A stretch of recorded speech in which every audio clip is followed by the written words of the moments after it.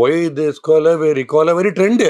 But எனக்கு அது எப்படி பட்டுதுன்னா, ஓடுற நரிகில்ல ஒரு நரிக்குள்ள நரி தான் பட்டுது. வாங்கண்ணா வணக்கங்கண்ணாலாம் எனக்கு இளையராஜா பாட்டு மாதிரி தான் இருக்கு. வாங்கண்ணா வணக்கங்கண்ணா ஓடுற நரி அப்படிதான் இருக்கு எனக்கு. இதுல அந்த ட்ரெண்ட் இந்த ட்ரெண்ட் எங்க இன்னைக்கு சர்வே வாங்கி இருக்காரு. ரஹ்மான் ஒரு ஸ்டைல கொண்டு மாத்தி விட்டார், சவுண்ட மாத்தின்னு வந்தாங்க. ஆனா ஒரு டியூன் பேசிக் டியூன்றது ஒண்ணு அப்படிதான் இருக்கணும். அப்ப இன்னைக்கு நீங்க சொல்ற மாதிரி இப்ப மாத்திக்காம இன்னைக்கு ட்ரெண்ட்ல போடுறதா இருந்தா படத்துக்கு படம் 6 பாட்டு ஹிட் ஆனுமே ஆமாட்டேங்கிறதுங்கிற அது ஹிட் ஆகாம இருக்கிறது ஒரு ஸ்டைல். அப்போ இல்ல இப்போ ஹிட் ஆகாம இருக்கிறது இன்னைக்கு பல காரணங்கள் இருக்கு. இன்னைக்கு இப்ப 5 பாட்டு 7 பாட்டு இப்ப மொத்தமே 2 பாட்டு தான் இருக்கு. இப்ப அவர் ட்ரெண்ட மாத்திக்கினாருன்னா இப்ப நீங்க என்ன சொல்லுவீங்க தெரியுமா? ஒரு பீரியட்ல இளையராஜா பாட்டு மாதிரியே இருக்கு தேவா போறதுன்னு சொல்லிட்டு ஆமா. திடீர்னு ஒரு ஸ்டைல வந்து தேவா பாட்டு மாதிரியே இருக்கு இளையராஜா பாட்டுட்டாங்க.